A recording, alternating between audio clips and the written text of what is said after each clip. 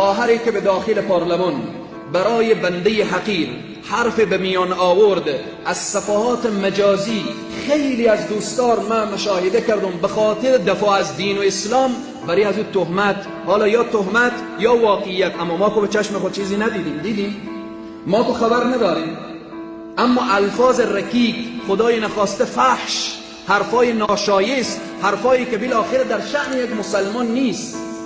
او خواهری که داخل پارلمان حرف را مطرح کرد کافر نیست عزیزان من. والله العظیم ما برای خواهرانی که رقاصه و خواننده شدن در نیمه شب گریه کردم و دعای هدایت کردم.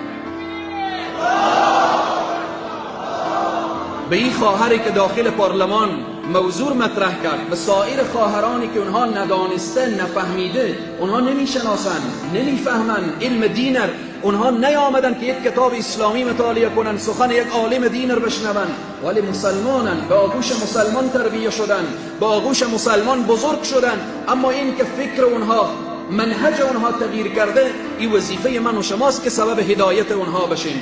پس از تمام عزیزانی که در صفحات مجازی، بالاخره در هر مکانی که بحث مطرح میشه، توهین و تحقیر بدون سند و اسناد نسبت به خواهر مسلمان نداشته باشیم. مسئولیت عظیم و بزرگ است. این که ما بیاییم دیگران چی گفتن ما خودمون نشنیدیم، ندیدیم، نه بالاخره خبر داریم، حرفای دیگران رو بالاخره بیاییم تایید بکنیم، مسئولیت اخروی است.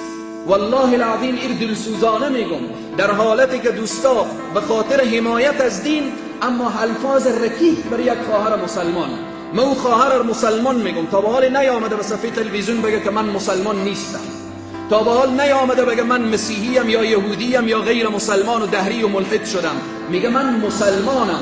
اما انتقادی که میکنه، گپی که میزنه، حرفی که مطرح میکنه، خب فکری در راه غلط رفته، منهجی در راه غلط رفته. این وظیفه و مسئولیت ماست که ما برای از اونها دعای خیر داشته باشیم، برای از اونها رهنما بشیم، به اونها را هدایت کنیم. الله سبحانه و تعالی ملائکه روان کرد که این طایفه را از این رو به این رو کنید، کافر بودن، مشرک بودن.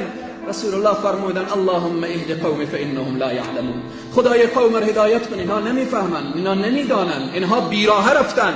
این وظیفه و مسئولیت من و شماست. پس از تمام جوانان، از تمام عزیزانی که در صفحات مجازی هستند، از پخش و نشر عکس‌های مبتذلی که بدون تحقیق، بدون تبیین پخش میشه خودداری بکنن. از الفاظ رکیک و ناشایست و فحش و فحاشی و اینها. دین اسلام دین فحش نیه، دین اسلام دین حرفای ناشایست نیه. قرآن میگه وقولوا للناس حسنا، شما سخن نیکو بگین.